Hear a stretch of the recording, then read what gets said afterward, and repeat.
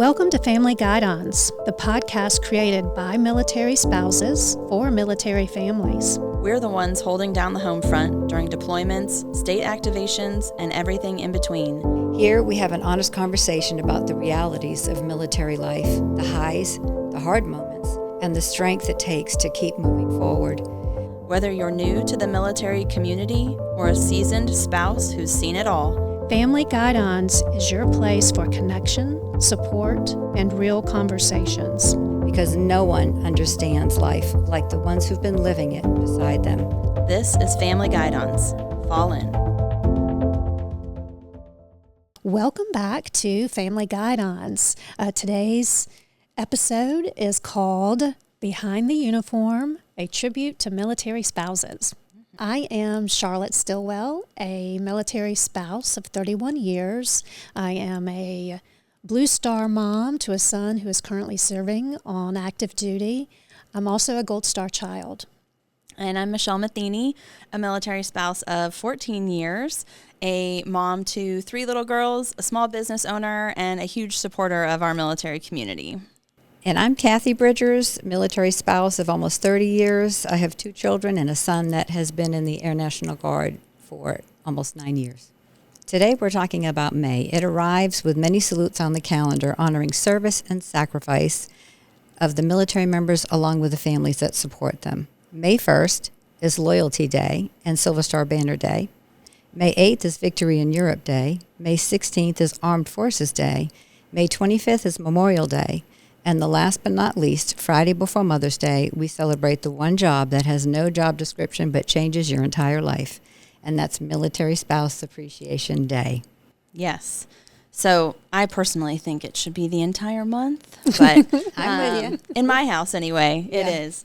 But yeah, so, military spouses, we have the job that nobody talks about, that you didn't interview for, really, and you just kind of figure it out as you go, right? But I think that is what makes military spouses so amazing. Agreed. And is just, the ability that I see in the men and women who are kind of in this life right beside me, of their ability to just adapt and make things happen and keep going. So I think one of the biggest things, kind of starting us off when you think about life as a military spouse, or when I do, is the kind of realities, the different realities that other people who have never experienced military life would not understand, and it comes at you quickly and without much warning most of the time. So, what are some of those things that you never had to experience before life as a military spouse that are just your reality now? Constant transitions, moving, having to pack up, start over, new doctors, new hairdressers, new schools, new... I think for me, making decisions alone. Major life, I say major life decisions, but big decisions, like, for instance, buying a car, knowing that you might hear about your choice, on down the road, like, really, you would do that, kind of thing. So, yeah, I'd say making those decisions. That has been a huge one for me in the last couple of months. And it just, like you said, they range from really big decisions, like, are we going to switch the school that the kids go to, for next school year? Or we just recently, I'm doing a little work at home. So, my husband might not recognize the house when he gets back, but, I'm picking flooring and paint colors and stuff. And I ask, I'm like, do you have any thoughts on this? And he's like, nope. And I said, okay, well, then I hope you like what you see when you get back. I hope you like purple with white polka dots. Right. Thankfully, he knows I have more refined tastes than that, but maybe in the kids' room. But just the weight of making a decision that is going to affect more than just you and doing it alone, whether it seems like a silly thing at the time or a big thing. I also think one of the biggest things is the solo parenting stretches, and kind of the difficulty that comes with that in terms of just the burnout of being the one that is always on and not having that second set of hands to say, hey, I need to step away for a minute, or I want to go run this errand and I don't want to tow 3 little kids along with me, is, that's hard. But then there's also the emotional side to that, to the solo parenting. Well, I was going to say, you're not just managing your own emotions, but you're having to deal and help navigate the emotions of your dependents, your children. There was a scary situation where my children and I were involved in it, and one of them started crying, "I want my daddy." And because I was also scared and worried, my response was, not so caringly, "Your daddy's not here. You've only got me," kind of thing. And, looking back, you want to take those moments, those words back. Right. But in the thick of it, it's a real response. Yeah. So Everybody's extra emotional. Your kids and you, but you have to try to tamper that down a little bit because you don't want them to feed off of what's going on with you. Yeah.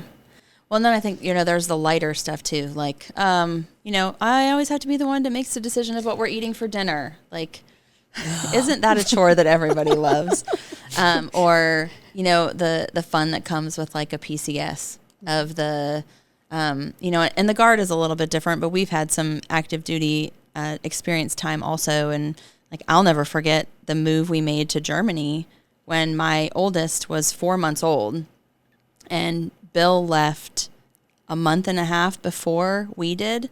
So I was at home alone with a 4-month-old, 3-month-old, finishing packing up the house, like selling the rest of the stuff we weren't going to take, selling our car, getting everything, kind of tied up, all the loose ends of paperwork and everything, and then just getting there. I mean, I made a transatlantic flight, a 12-hour flight or whatever it was with an infant by myself. First time being on a plane with a baby. Yeah. And then, let alone that. So just, it's always an adventure.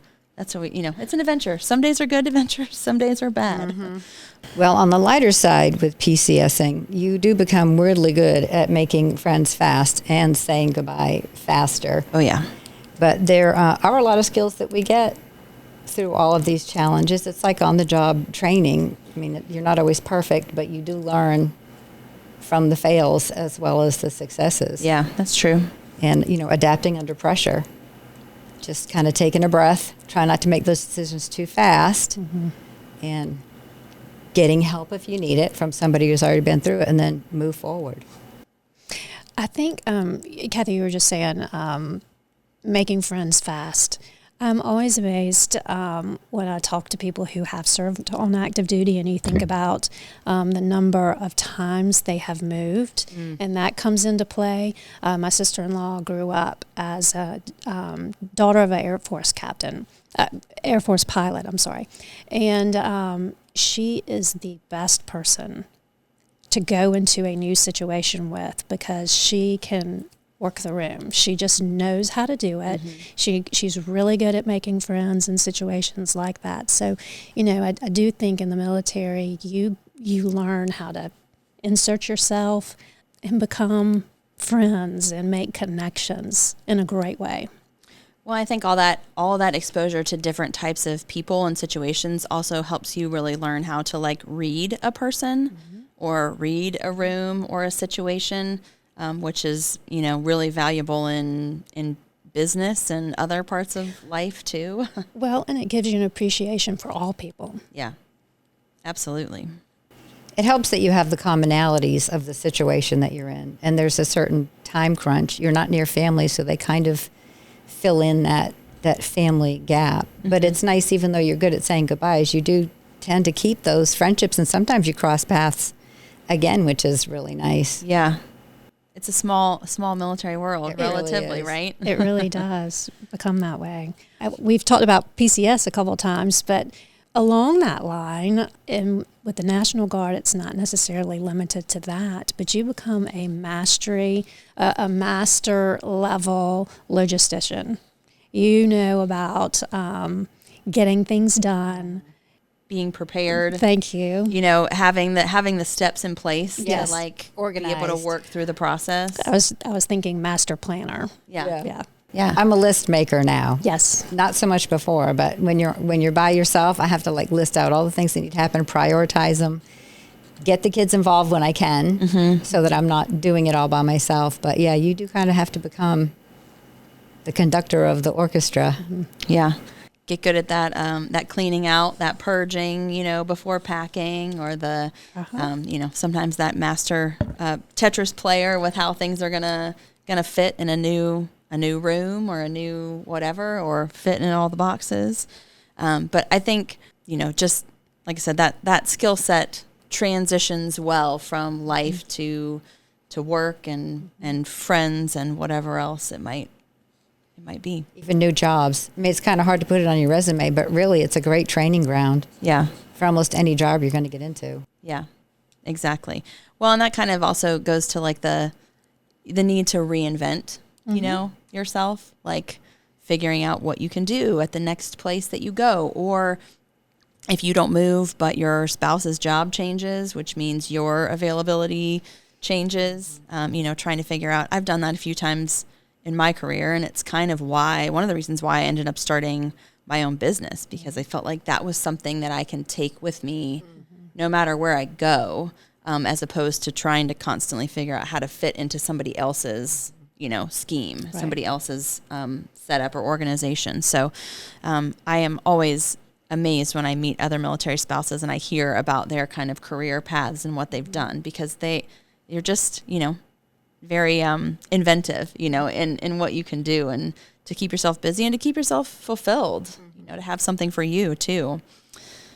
But I think, bottom line, I think, like I said, the military spouses are amazing. And the big focus of our episode today was hearing from service members about their military, their spouses, and what their spouses have meant to them, and to their service. And so we want to take a big chunk of time right now to read letters that we received from service members. So we're just gonna go through these because they are all wonderful. So I'm excited to share these. So the first one is from Curtis W., and he says, I really tried to appreciate what my wife did for my family before this deployment. But now I have a new true appreciation for everything she is doing for our family back home. She has become the ultimate mother, father, coach, chef, nurse, lawn service, banker, chauffeur, and so much more for my family and 2 kids. This all makes my being away a little easier for me, knowing she has everything taken care of at home. She also does all of this still with a servant's heart by baking for the sick and for those who have lost loved ones while I have been gone. My wife is amazing, and I am looking forward to taking a lot of that burden off of her when I get home. I'm sure she loves to hear that. She'll be ready for a break. I love all the jobs that are listed, right? Like if you had to replace me, you'd have to hire all these people. Exactly. Yeah. This one is from Jerquille M. I appreciate the opportunity to acknowledge my husband, Thomas, during Military Spouse Appreciation Month. What makes my husband so special is that he's my #1 fan and supports me and our family through thick and thin. Even from thousands of miles away, he is the steady heartbeat of our home, the one who holds everything together with strength, patience, and so much love. I know his role as a military spouse isn't and has not been the easiest road, yet he's carried it while sacrificing his own comfort so that I can serve our country with peace of mind. He is my constant, my safe place, my greatest source of pride. No distance could ever lessen what he means to me and our family. He's not just my husband, but he's my heart and my home. Thank you for being you, my love. I can't wait to see you again. I love you, always and forever. I know, sorry, that one made me tear up. These will definitely pull at your heartstrings. Yes, and I love hearing that. It's nice to hear from a female service member about their husband, because I think they maybe don't get quite as much recognition for the tough role that they play, switching those roles. Okay, so the next one is from Peter B., and it reads, My wife, Larissa, is amazing. Despite numerous setbacks, health issues, including 2 surgeries, and the daily issues with our bank, military pay, contractors doing construction at our house, family, pets, and 1,000 other things that were time sinks and sources of anxiety, my wife was 100% behind myself and the unit on this deployment. She not only joined the unit FRG group, was on the board for the local PWOC group, contributed to several charitable events with our church, and prayed daily for the safety of the unit. But she also managed to rally a lot of external support for the unit, as well as from family and friends. She sent care packages, managed all of our family business, and continually was there for me during difficult times. She is a true patriot and military spouse, and honestly, I could not have made it through this deployment without her. Sounds like they have a lot going on. Yeah. And she makes it happen. Yep. This next one is from Kacy G, who says, Elizabeth, thank you for holding down the fort and taking care of the plethora of things on the home front while I've been away. Being a military spouse and mom of 4 isn't easy, but you're killing it. I appreciate all of the support you provide and take comfort in knowing our family is in good hands. I love and miss you and the kids and am looking forward to reuniting soon. Yes, I'm sure they are all counting down. The next one is from Bill M. My wife, Michelle, didn't fully appreciate what she was getting into when she married an Army officer, but she was initiated into the deployment life within 6 months of our marriage. Since she has taken on every challenge with grace, resilience, and an appreciation for military service that I pray our girls see and will inherit. I can never thank her enough or express how proud I am of her so selfishly serving others, especially our service members and families. She is both my rock and my North Star. Oh, I'm going to kill him. That's my husband. But that was very sweet. Thank you, honey. Sweet. Okay, so the next one is from John P. My wife Claire and I tied the knot in August of 2025. Wow, that was recent. Yep. And since then, she has been my rock star from afar during this deployment. She provides me with unwavering support, resilience, and love. We recently added titles of aunt and uncle for our nephew, and I can't wait to celebrate many more milestones together. I love you, Claire. This next one is from Joshua S., who says, what makes my military wife, Brianne, truly special is her unwavering support and understanding of constant changes, seamlessly shielding me from the stresses of home life while running our 2 businesses. Wow. And leading our church community whenever I am away. So she is a busy lady. Wow is right. This one's from Curtis S. Managing the home during unscheduled needs is such a big part of being a military spouse. Everyone knows that spouses are kind of on their own with the house and the kids during drill weekend, but they also must deal with those unexpected moments. For a chaplain, the call to an emergent need is never convenient and often not neatly within the drill period. Precious is on call as much to me to shoulder the household and the unexpected moments. Her sacrifice of having parental help really stands out to me. Hear me out.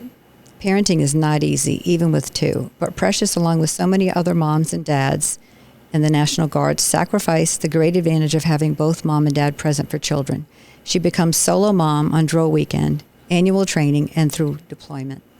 This is a huge lift for me and a huge sacrifice for her. From the beginning, I couldn't do this career without her, but this is really highlighted and more fully realized when I was transitioning off active duty and into the South Carolina National Guard. I was unsure of my call to be a civilian pastor. I was unsure of my call to be an Army chaplain.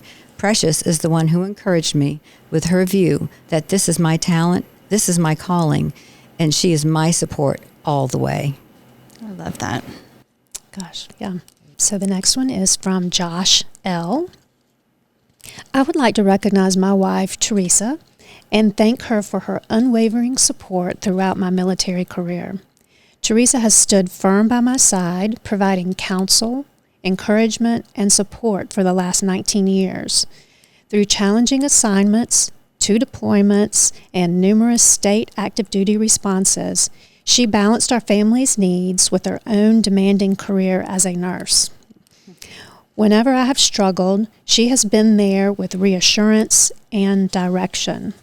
No matter what challenges she has encountered, she gives all she has to see them through. From years of working nights in the ER, throughout the onset of COVID, and the demands of managing critical care departments at the hospital, Teresa still had the energy and dedication to raise our daughter, Kacy, supporting her through band sessions and sporting events, and helping establish a youth program at our church.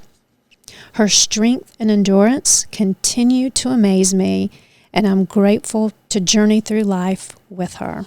That's a busy family. That is a lot. Yeah. That is a lot. Shout out to nurses, too. Yes. Wow. Yeah. This next one is from J.S., who says, I've missed a lot of birthdays, games, holidays, family trips. Through it all, my wife, Brittany, has never made me feel guilty about it. She understands what it means to serve. She covers down for all of the events I miss and explains to the kids why I've had to miss them. The most memorable was while I was getting ready to come home from Afghanistan, I found out I may have to extend for 4 weeks while the rest of the company came home. When I told her, which I was dreading, she said, do what you have to do. We'll be fine. I will never forget that. That is an understanding wife. And Yes. It happens, and that's a Yes, tough it position to be does. in, but, that's life. Got to keep moving forward. Yep. The next one is from Mike D. Short story. In Germany, I'm deployed again, and we have a 3-year-old and a 3-month-old. Mara has to take the 3-month-old in the middle of the night to the ER for a spinal tap with an energetic 3-year-old. When we finally talk 2 days later, there is no guilt, no anger, just a simple, we are fine, do what you need to do. Second, for 9 years on active duty and even in the Guard, she allowed my career to come first, even if it meant sacrificing her own. Yep. Do what you need to do. I Yeah. feel like I say that a lot and Yeah. hear it a lot, Yes. right? Yeah. What else can you say? Yep. Keep moving. Yep. And the last one we have is from Chris H. Wendy is the rock of the house when I am not home. She understands, without making a big deal, that the Army can make unexpected changes to our plans at the drop of a hat, and that the Guard can prove even more challenging during natural disasters. She is driven to celebrate our family's successes in every area of life. Even though we don't post much online, she makes a big deal out of all achievements, mine and the kids. And she doesn't seek any praise for herself. When we had kids, she put her career on hold for the past 8 years to focus on our family while the kids were small, and has been patient but focused in her plan to build her business, with them now being in school full time. Her commitment to being a successful mother and supportive wife cannot be surpassed by anyone. I love hearing the pride Yeah. in all of these for Yeah. the spouses. Just appreciation. Yeah. I mean, I'll do whatever you need me to do. It's really nice to be appreciated on top of it. That's like the frosting on the cake. And I think, that's the part that most of us really want, right? Is just to be seen and to know that we are appreciated for the tough things that we sometimes have to do. That it's not easy. Yeah. It's not seen, a lot of it. And Exactly. It's not easy. So, and, that leads us to some of the stuff that we don't want to admit out loud is there can be resentment there. And not even necessarily towards your husband because he's not there and you're handling everything. Could be the military. It could be whoever chose him to go on that deployment. I mean, there's a lot of emotions that have to be put somewhere. And sometimes it goes into resentment. But I think, you just need to take a pause and take that energy and put it into something positive because, like we often talk about, work on the things you can control and pray about the things you can't. Yeah. And I think, I always encourage when I talk to other military spouses to have those honest conversations at an appropriate time, right? Like it's tough not to let all that out when you're in the stressful moment, but you have to think about is it going to do me any good? Is it going to do them any good to dump this at this moment? And I always encourage people to also find that trusted person. Maybe it's another military spouse or a good friend or something that they can vent to when they can't vent immediately, to their spouse. But, kind of to that resentment piece, I remember very clearly Bill's first deployment after we got married, he left 6 months after we got married, and he was not supposed to be going on that deployment. He was moving to a new unit, and he was supposed to be part of the rear detachment command. And then because we were moving here to Columbia, to accommodate this, and I kind of said, well, if you're going, that's fine, but I'm going to stay where we are. I'm going to stay with my friends and, my job and the people I know. And no, I'm not going. I'm going to be at home. And then I quit my job and I moved, and like a month after that, and he was like, well, there's been a change. And I remember being like, so this is what I have to look forward to for the rest of my life. But, we got past it, obviously. But I think, being able to vocalize that and be recognized, like you said, for those career sacrifices. Like, you leave a job that you love because their job takes you someplace else, to hear, just to hear them say, like, I understand that's a tough thing, and thank you for doing that. Or conversations that you have to maybe have about that. Like, hey, if I leave this job, then, it might be tough for me to get another one like this. So we're good with the track that this family is going on, but it's all about the communication. So, anyone who's listening and has been a part of this can recognize those hard parts. Absolutely. Because they do stick with you. It's not easy to get through them at the time, but we do. And that's the interesting part of this journey, is through all of that, something kind of magical happens in the middle of it. And, there are gifts that are associated with this life. We've talked about it, and we heard about it in some of the letters from the spouses. There is a theme of resilience that runs through military families. We learn to adapt. Our children learn to adapt, and we become stronger people because of the fire that we're living through. I also think I am really thankful for the tight kind of bonds and relationships that this life has given me, not only in the military community, like our time on active duty, where we were kind of more thrown into that situation and made friends quickly. But those are still people, women that I talk to and keep in touch with now and visit whenever we can. It doesn't happen as often as I'd like. But in addition to those friendships, I think the tight bond of the family, like when you go through tough stuff together, parents, kids, and even the spouse relationship, I think if you do it in a healthy way, like you can come out really strong on the other side, because you've had experiences as a family unit that most people can't ever even imagine. So it just kind of helps you solidify that family unit as a team. Right. So not just the people and the connections, but the people in that you come across, or the ones that you come across. A lot of these people are so admirable, because they are doing their part to support our nation, and we get to witness that firsthand alongside them as we watch our loved ones be service members as well. Yeah, absolutely. And I think it's not just resilience for us, right? We get through those hard times, and it makes you stronger, and next time you come up against something hard, you're like, okay, I can do this because I handled all the other stuff. But I think it's for the kids as well. Yeah. I remember my daughter coming up against a tough situation, and she said, Mom, I watched you handle so much over the years, and I just keep telling myself, I know I can do it because you did it. Yeah. And you're worried that it's going to mess your kids up, the emotional stuff, the detachment, but they go on to use all that to strengthen them and to move forward, whether it's their career or how they support other people. It's a building thing, not a breaking thing. Right. Yeah. And what a cool thing to be such a good example for your child. Right. You don't even know that they really notice that, right? Yeah. But they do. Yeah, for sure. So there are also, those are the intangibles that we may not always say, hey, we've got this in our back pocket. There are also some very real, some very tangible benefits from being associated to the military.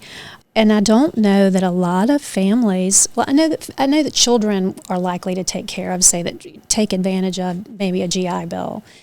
Spouses have benefits available to them across the state. There are employment offices for the military, but it also applies to spouses. They will help spouses, put together that resume to corral all the skills that they've gained as a part of this life.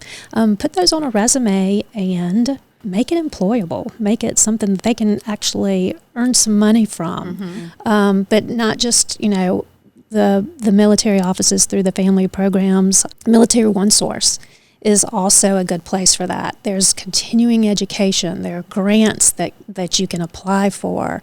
They too have connections with employers who want to hire the spouses of our military members. So there are resources out there, so very real. And lots of nonprofits, too, that have started to pop up, focusing on this area. And some have been around forever. I mean, there's Blue Star Families, in addition to the Blue Star, mothers. But they do a ton to recognize spouses, especially during this month. But also like MFAN, the Military Family Advisory Network, MSAN, the Military Spouse Advisory Network, or Advocacy Network, excuse me. And like MSAN offers, you can do like leadership education training through them. You can become certified as a peer mentor, which is like an amazing skill to have and to take with you. You can get a peer mentor or kind of a buddy through them. So I think it's out there if you can search for it. And we're going to post some links also on this episode. Some more fun stuff. Like I know there's some, giveaway links and things like that. There's some discount links for this month. So just, check out those links if you're listening here. There are perks. Yes. And if you're out shopping, ask if they do a military discount. You'd be surprised how many people do. And even if they don't, sometimes they'll go, I'll give you an extra 10% off. Thanks for your service. Yeah.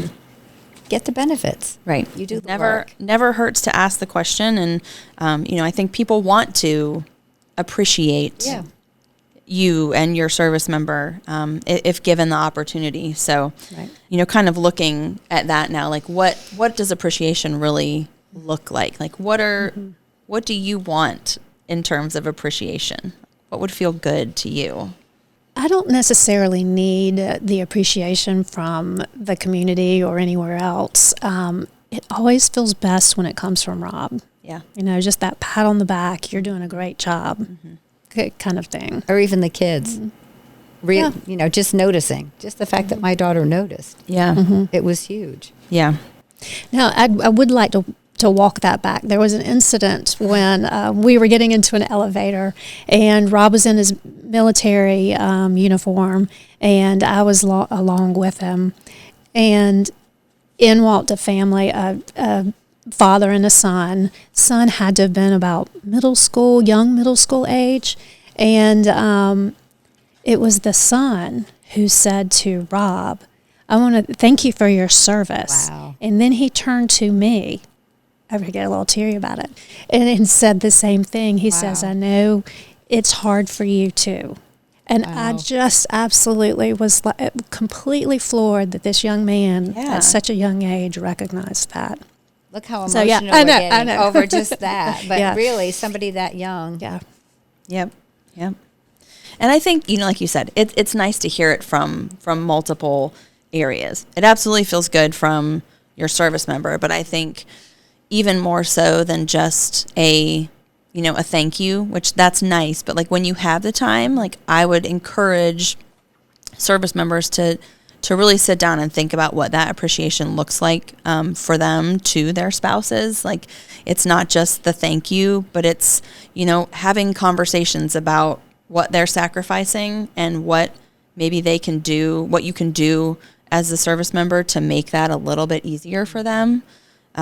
And also kind of giving some respect and recognition for, their career or their identity, and acknowledging that is still really important to them. Like, I say all the time, like, I understand that, keeping the house going and raising, the kids and keeping them all alive in one piece is a very important job. But for me personally, like having something outside the home to focus on and to feel successful in and, appreciated in is important. So like I have tried to maintain some career throughout the years just to have that. And Bill is very supportive of that and, helping me take chances and that kind of thing. And when he's here, supporting it and supporting my time away from home, however he can. So they may not be able to do it all the time. You as a service member may not be able to do it all the time, giving that support, but acknowledge that it is needed when you can and give those real breaks, from the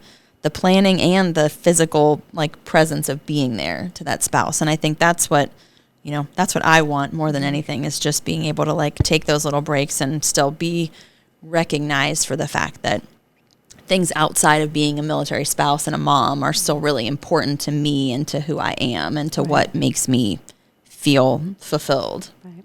Yeah, that can't be your whole identity. There has to be other things that keep you feeling you. Otherwise, you can get lost in it, and it becomes all you kind of are. You're like the backup. Yeah. And sometimes that's not healthy. Yeah.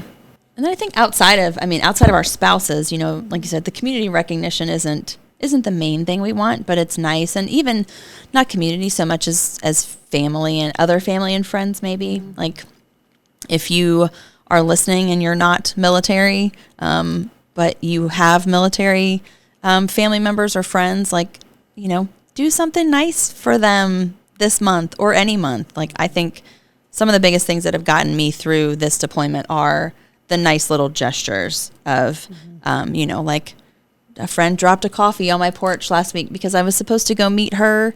And then I had a sick kid. So she said, well, I'm coming by with the coffee and I'll, drop it on your front porch. Or I had a doorbell and dash of a friend who left a box of like lunch and dinner stuff on my porch a couple weeks ago.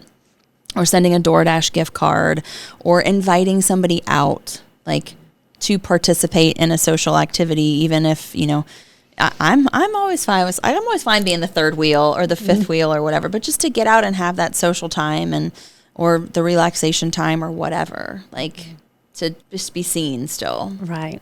To do all the things, to do what you would do for your neighbor. Yeah. It's just all a part of taking care of each other and taking care of all those that we love. Yeah. It's been really nice since Austin's been deployed. We've had family and friends say, what's his address? And they're sending him care packages or cards or like texting him. And that helps me tremendously, knowing that other people are reaching out to him, and it makes him feel good. Yeah. Right. It makes him feel seen. So that's a way of supporting my whole family. Yeah. Is by them pitching in to support him. Absolutely. Well, as we end our conversation today, Kacy, Michelle, and I would like to personally thank all of our military spouses for all that you do. Yes. Military spouses aren't just supporting the mission, they're sustaining the life behind it. Absolutely. I think we hear it all the time, but they really could not do the jobs they do without somebody at home taking care of all of the other stuff that they don't have to worry about when they're busy. So if you're out there listening, and you are a service member or a military spouse, like please take a minute to express your gratitude to them. Do something kind for them. Just let them know that they are appreciated. Especially this month, but it can extend far beyond May. That's okay with all of us too. Well, we're so glad you joined us today. If you enjoyed this podcast, we would love for you to hit the follow button on whatever platform you listen to your content on. And better than that, share it with another military family, and tune in next, because our next episode will be Stormproof Spouse, where we give you tips on how to prepare mentally and physically for natural disasters and emergencies. And as always, thank you for joining us for Family Guidons from the Bluff Road Readiness Center in Columbia, South Carolina. From wherever you are, until next time.